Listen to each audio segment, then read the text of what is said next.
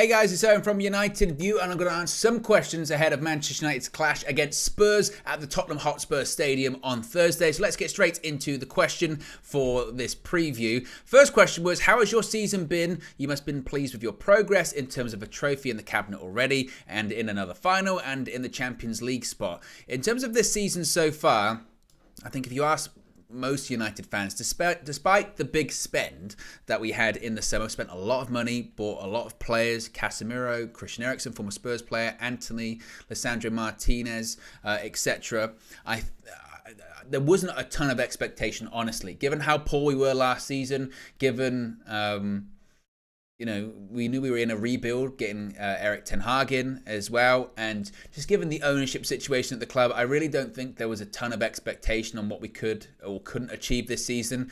I think, honestly, we spoke about this quite a lot on United View. I think it was really, let's hope that we play good football, attacking football that we had seen Erik ten Hag play at Ajax, and kind of go from there. So to achieve what we have this season, i.e. win our first trophy since 2017, seemingly, hopefully, nail down a Champions League position, especially if we beat Spurs on Thursday, and be in another cup final. That's a really, really positive season. A real positive season and real progression of United. At one point, some people were even talking about challenging for titles, and we're not yet there just yet, but certainly we're headed in the right direction. So I would say, I can't speak for the rest of the fan base, but I'm very happy with what United have done this season. I'm happy with the progress we're making. I'm happy with the players that we've brought in. We're not there just yet. We need another window, and here's hoping come the summer our ownership situation is sorted out and the Glazers are gone, and hopefully we have owners that are willing to invest in the club, not just in terms of players obviously, but the more important aspects of things that really need investment right now: the stadium, the training ground, just the general infrastructure around Manchester United. So certainly you would say that we've had a really positive season and we're heading in the right direction.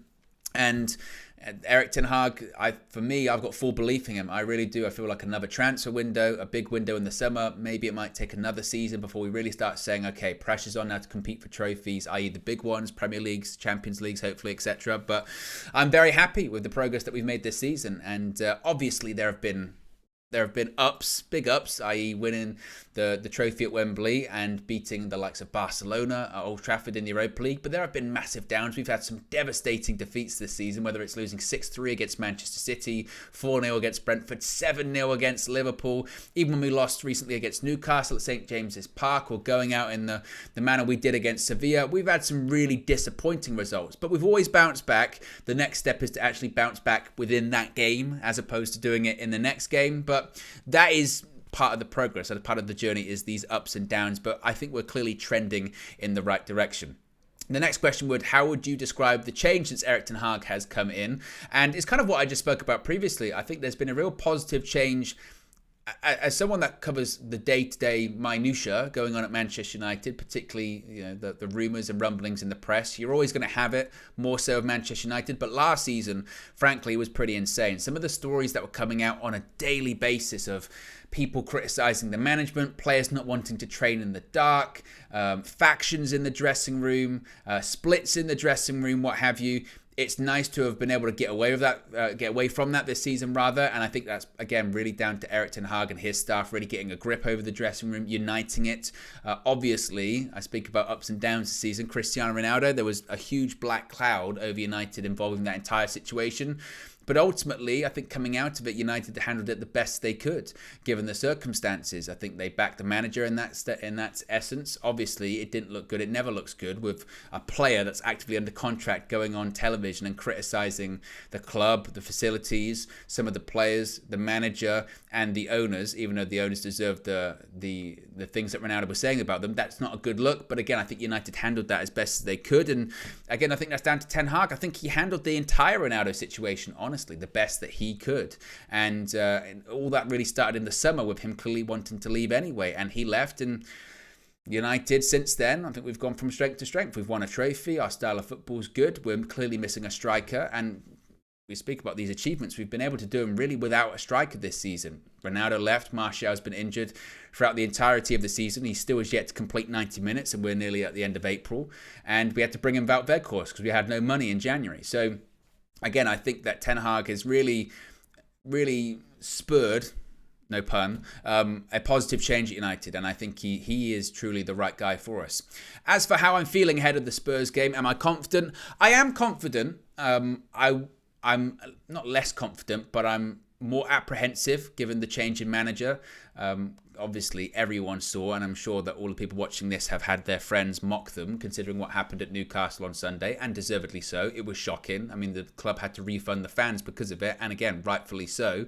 But the whole appointment of Stellini as the interim manager, to me, as an outsider, and obviously you know more about Spurs than I felt was a bit odd considering Conte leaves, but the spirit, the essence of Conte remains. It's his right-hand man, it's his guy, and the principles really stay the same. So whatever Conte was doing, not that it wasn't working, but it wasn't yielding the results maybe that Spurs fans wanted, particularly when it comes to, an entertaining style of football. It always felt odd that you would keep his ideas around, but someone that can execute them less effectively than the man himself. So I was very confident in getting a result at the Tottenham Hotspur Stadium with Stellini there.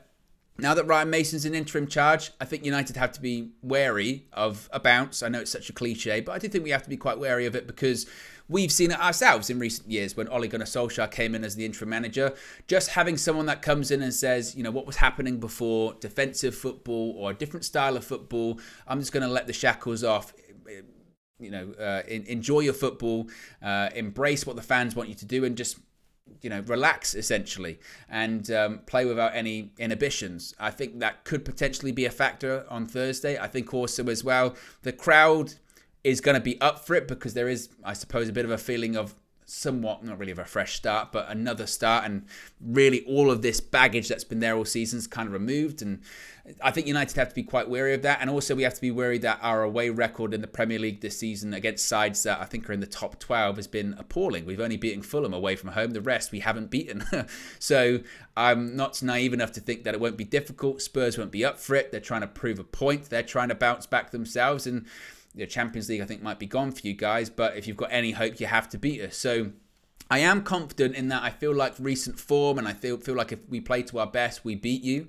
But I think we have to manage the game and manage the atmosphere and really kill the game off early. But I think it'll be closer than people think. I'm not thinking that it's going to be a repeat of what we saw Sunday or anything like that. I think it'll be quite a tight game, and United have to really manage it effectively to ensure that we get the result that we're looking for. As for what I've made of Spurs' season so far, you're on your third manager. Do you think that Spurs can get a Champions League or Europa League places? Villa, Liverpool and Brighton are all in the mix. Well, Brighton, of course, lost against Forest, and I feel like they might have a bit of a hangover as to what's happened to them in the FA Cup. Liverpool do look like they're kind of peaking a little bit and getting better.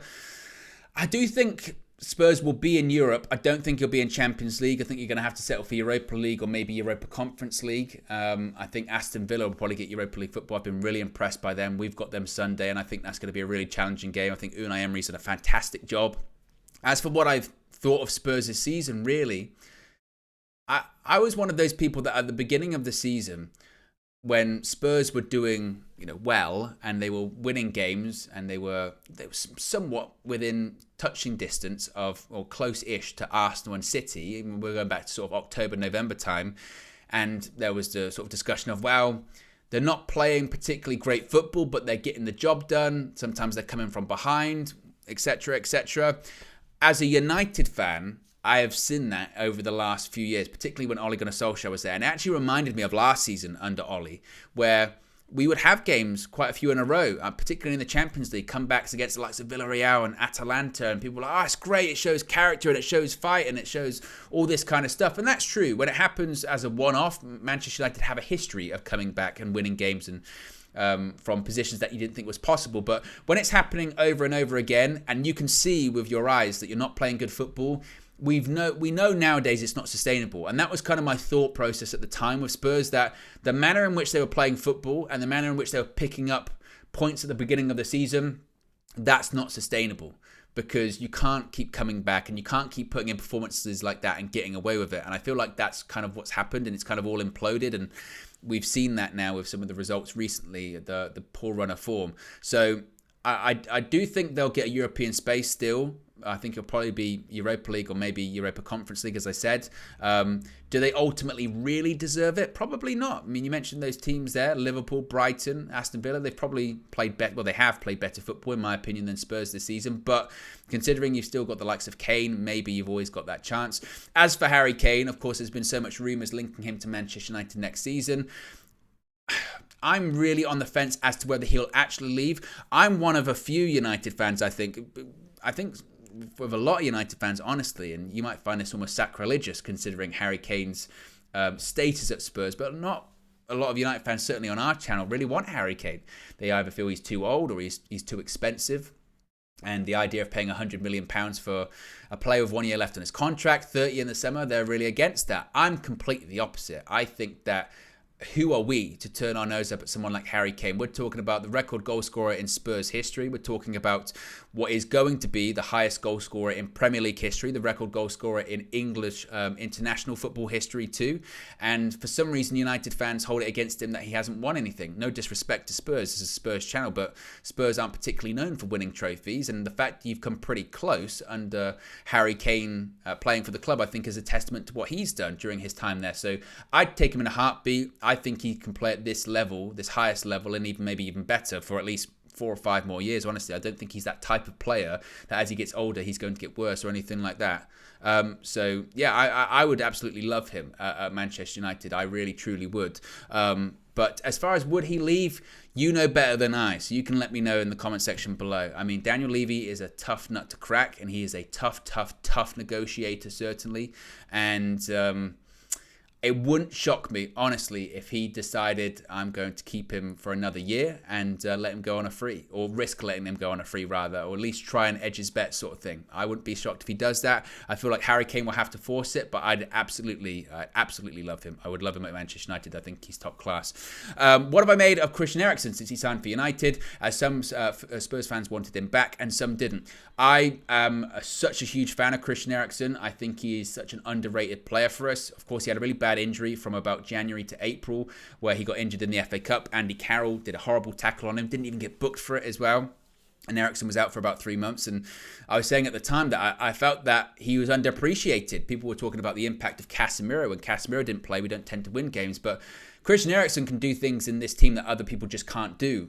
His link-up play is sensational. His vision, his scanning, his composure is just so important. And we've missed him massively. So I think there's an argument to be made. It might be our best bit of business. Free transfer, the experience, the quality. No one has the quality in that position that Christian Eriksen does in terms of technical ability. He's probably the best technical football player at the club. And I think that some Spurs fans would right to be wanting him back.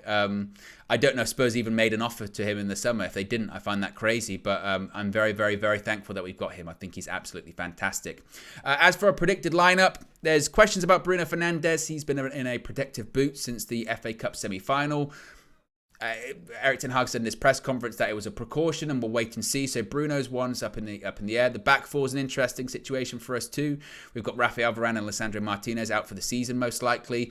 But the back four we had against Brighton at Wembley did really well, and I would keep that. So I think you'd have De Gea in goal. I think left back you would have probably Diogo Dalot. Centre backs would have Luke Shaw and Victor Lindelof. Right back would be Aaron Wan-Bissaka, who was excellent against Brighton. Midfield you'd be hoping Casemiro and Eriksen. The 10's the big discussion point. If Bruno Fernandes is fit, it would be him. If not, I think it would be Marcel Sabitzer in there. I think Marcus Rashford starts on the right, left-hand side rather. Anthony would start on the right, and hopefully Anthony Martial could start up front, and I think that team is good enough to get it done. In terms of a score prediction, as I said, I think it's going to be quite close. I'm going to go with a 2-1. I think it will be closer maybe than people think it will. And again, I think that people expecting us to roll over Spurs, I don't think that's going to be the case. So there you go, and let me know your thoughts, your predictions in the comment section below as well. I appreciate you having me on the channel as always. As I mentioned, you can catch me every day at United View if you wish, and let's see who wins. May the better side win in North London.